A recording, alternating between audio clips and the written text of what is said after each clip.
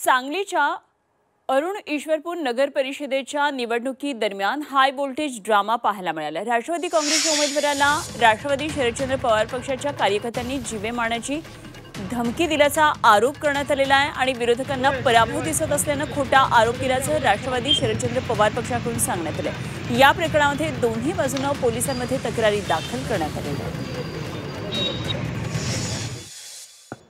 माझ्या समोरचा उमेदवार राष्ट्रवादी शरदचंद्र पवार यांच्या पक्षातून खंडेराव जाधव आहेत।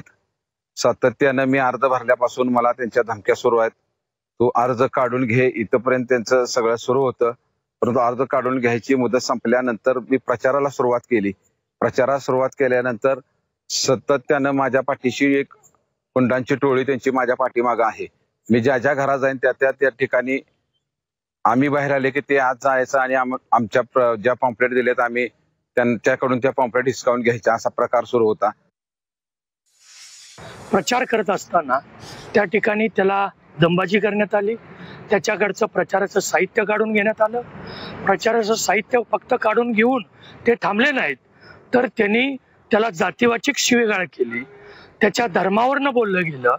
अशा पद्धतीचं जीवे मारण्याची धमकी, हातपाय तोडायची धमकी हे देणं हे या शहराच्या संस्कृतीला अजिबात योग्य नाही असे आमच्या सगळ्यांचं मत आहे। महायुती म्हणून आम्ही शकील साहेबच्या पाठीमागे खंबीरपणाने आहोत।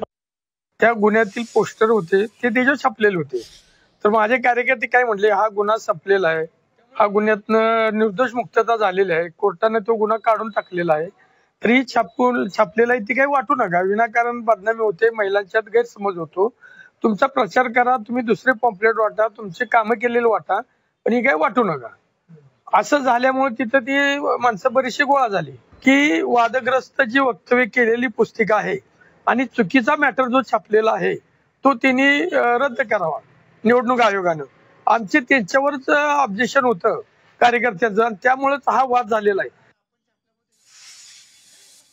महायुतीचे उमेदवार शकीर सय्यद हे त्या ठिकाणी प्रचार करत असताना आघाडीचे त्यांचे विरोधी पक्षाचे उमेदवार खंडेराव जाधव यांनी त्या ठिकाणी जाऊन त्यांच्या समर्थकांनी त्यांना प्रचारावरून त्यांच्यामध्ये वाद झाल्यावरून दोन्ही पक्षातर्फे पोलीस ठाण्याला परस्पर विरोधी तक्रारी दाखल केलेल्या आहेत।